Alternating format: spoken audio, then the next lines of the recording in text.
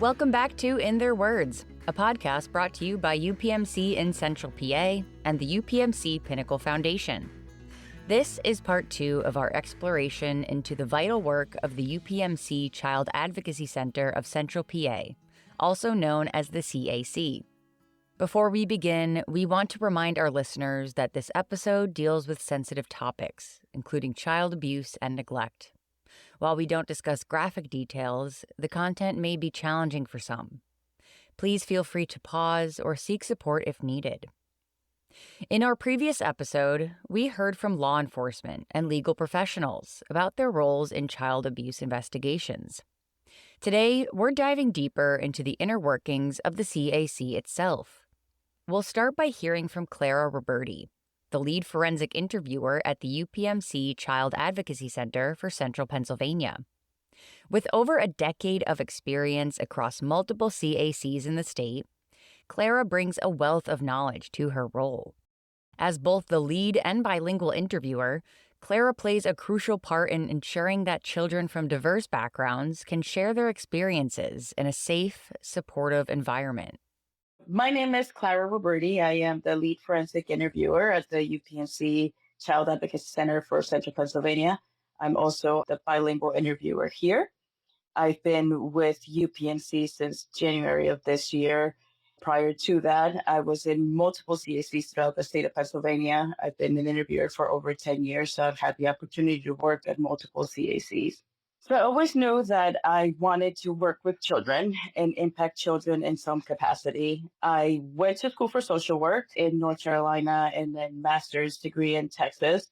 And through my career, I tried to find as many opportunities as I could to volunteer and work with children in different capacities. And ultimately, when working in North Carolina, I had the opportunity to do some mental health work, some counseling for children and families. And that's where I really felt that I could make more of an impact. And then once moving to Pennsylvania, I learned about the Children Advocacy Center NDIT model and felt that it was a really good combination of my skills, my passions, and just my drive to be able to help children and families. So typically, it all starts with an upstander making a childline report. So when individuals make a report of abuse, there's a process that takes place, and childline reports get assigned to each county and then to jurisdictions of police departments. From there, it is determined that the child should be interviewed by a children's advocacy center, then a referral gets made. For us, we have 2 individuals who work in the intake department. So those individuals would reach out to the family and coordinate with their schedule and the schedule of the investigative team who typically observes the interviews and then gets those on the schedule. Intake does a really good job at explaining to the family what the process looks like and what to expect when they're here. Once they're here, we are a very trauma-informed center, so everybody is trying to give the families guidance and giving them an opportunity to ask questions every step of the way. So they check in, they meet the interviewer that will be interviewing or talking to the child. They get a tour of the center, meet the individuals who will be meeting with the family and or the child. And at that point, the interviewer will take the opportunity to talk to the child. All interviews are recorded, both video and audio. And the investigative team gets an opportunity to observe that interview from a separate room. The non-offending caregiver will meet with the family advocate from the community, one of our internal mental health coordinators, and one of our medical providers. At that point, they are talking to the families about resources that there are in the communities, their situation, sort of their feelings surrounding the allegation and the fact that they are here at the center, and just preparing them for what happens next. Once the interview is over, the child gets a chance to check in with their caregiver again, and then has an opportunity to meet with one of our mental health coordinators, who then does some screenings to make sure that the child is okay emotionally and mentally after having that very difficult conversation, and then being able to go home and be safe when they do that. They also have the opportunity to meet with one of our nurse practitioners who will do a head-to-toe exam, and they document that for prosecution purposes or investigation purposes as well as necessary. Once that whole process is done here, then that appointment is done, but our mental health coordinators will then follow up with the family to make sure that everybody's okay after the interview, that they don't have any other resources, answer any questions that have come up after the appointment. Then from that point, the investigators who were observing that interview would gather all that information, include that in their individual investigations, whether that is Child Protective Services or law enforcement, and then move on with their investigations, present that case to whether it's prosecution or to supervisors for an indicated status or for charges to be approved and ultimately be prosecuted. So we bring together the responding team so that everybody comes to the child rather than the child having to go from children and youth to law enforcement to medical to therapy. The idea is that we all come together and it's a one-stop shop so that the child can get all the services that they need and resources and referrals if there's something that we cannot provide. As far as the being able to just talk to one individual, there's a huge benefit in that. As forensic interviewers, we are trained in the best way to communicate with a child. Forensic interviews are meant to be trauma informed, developmentally appropriate, and be taking into consideration where the child is cognitively to be able to ask the best questions and get the most accurate responses that way. So we are specifically trained in that, which makes us the most appropriate individuals to obtain that information. The goal is to have the child have to retell their story as little times as possible so that it minimizes trauma and then it minimizes also inconsistencies. We asked Clara to share her personal perspective on this demanding role. How does she process the weight of these experiences? What does this work mean to her on a human level? And how does she cope with the emotional challenges at the end of each day? I think very early on in my career, I defined what a successful day was for me. And for me, is having the opportunity to provide that safe space for a child to be able to talk about their experience and start the healing process and or the investigative process. When I'm able to do that and when a child has that opportunity, to me, that is success. So my success does not it's not the end result, it's not prosecution, it's just that one individual child and that opportunity that I can provide in that space. Processing the rest of the information, it's certainly difficult. I mean, I would be lying if I says that, it's easy or that it doesn't affect me. But fortunately, I rely on my coworkers and we process a lot.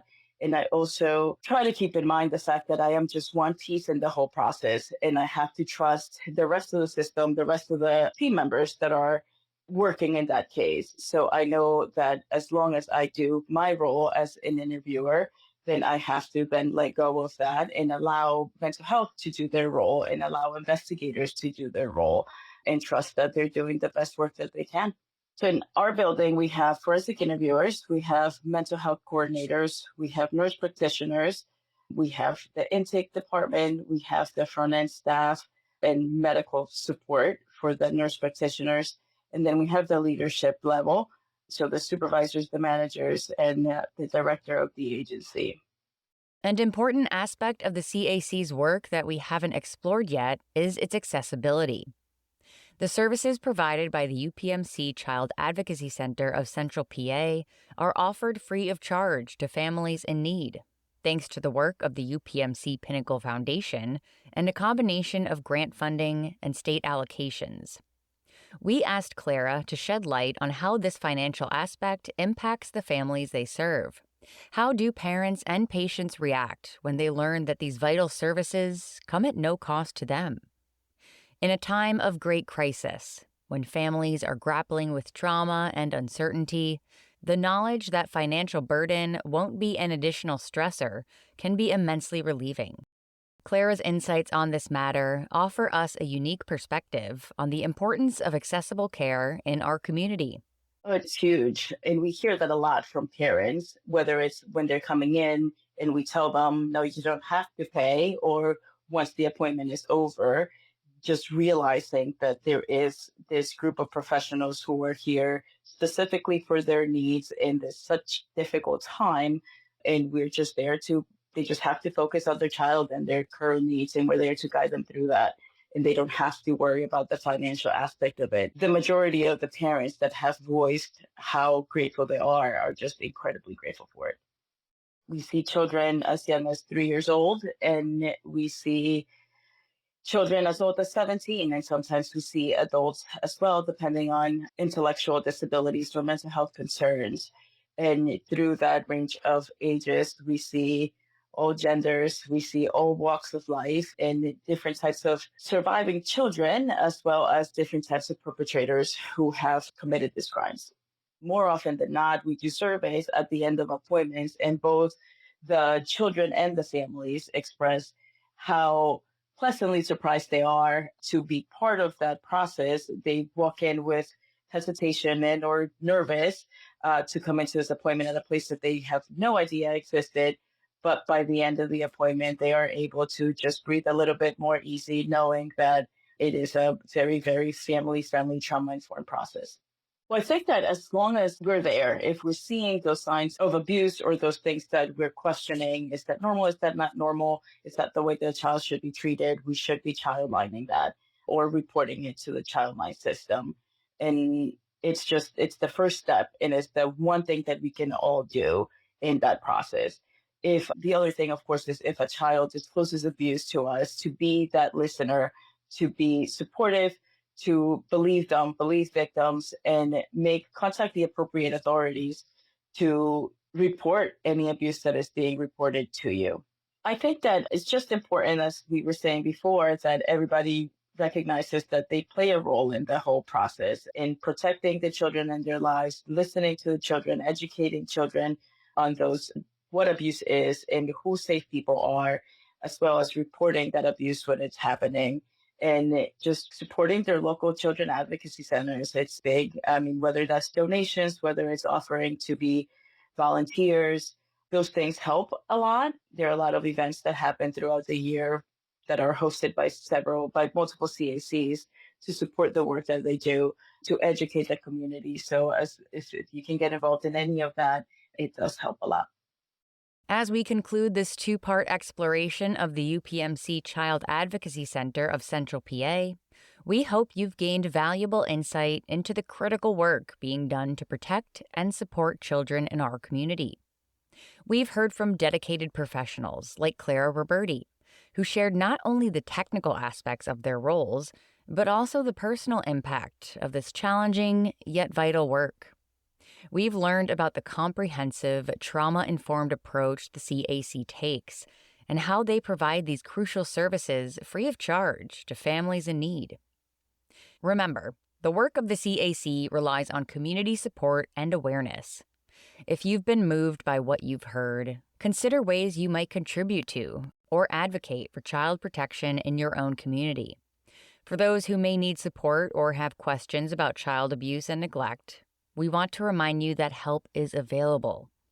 In our show notes, you'll find a link to resources provided by the UPMC Child Advocacy Center of Central PA, including contact information for their offices in Harrisburg, Lebanon, and Carlisle.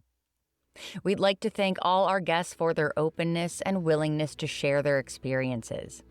Their dedication to protecting the most vulnerable members of our society is truly inspiring.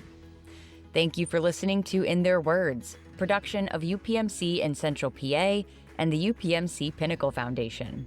Until next time, take care of yourselves and each other.